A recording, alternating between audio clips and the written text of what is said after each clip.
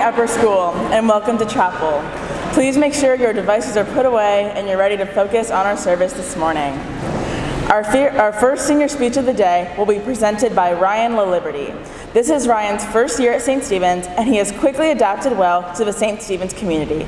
He is a member of the varsity football team and enjoys playing baseball. We will now hear Ryan LaLiberty's senior speech.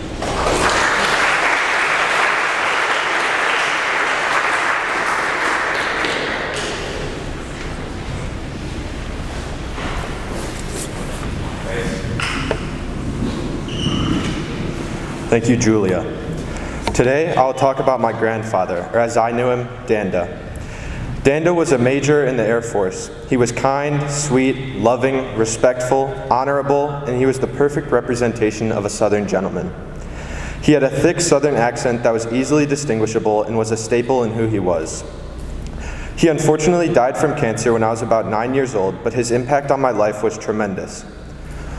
While he was alive, he was a huge part of my life. I lived near him and my grandmother for 7 of the 9 years that he was alive and in my life. Because my family lived so close to him and my grandmother, I learned a lot from him. I credit Danda with many aspects of my life and personality, such as learning to be respectful, honorable, and responsible. Danda strongly believed that what is right and there were no gray areas. He would always tell my cousins and I stories and then explain to us what the stories meant and how we could learn from them.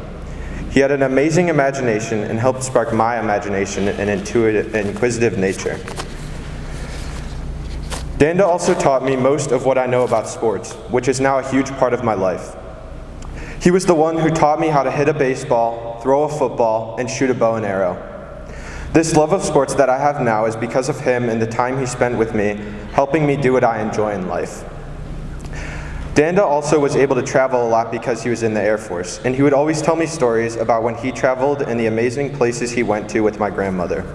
I was always fascinated and invested in everything he had to say, and I was lucky enough to travel with him and learn more about our shared passion for seeing the world.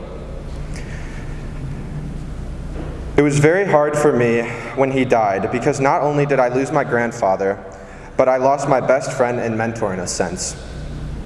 He taught me so much about the world and how to be a good person in all endeavors of my life. It was very hard for me to deal with his passing, and at such a young age, when I did not have much experience with losing people I love, made it even harder. But I learned something during the years after his death, and that is even if the people we love are only in our lives for a finite amount of time, the impact they have on our lives is endless, and not only will their teachings affect who we are today, but it will also affect who we become. I think it's important to remember that and think if who you are now is someone they would be proud of. I believe that he would be proud of me, and I'm so glad to have his guidance and love in my life. I challenge you to spend more time with the people you love and think about how certain people in your life have been impactful and how they impact who you are today.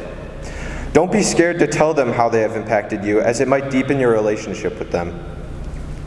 Finally, I would like to thank my parents for allowing me and my brothers to have such a great relationship with our grandparents.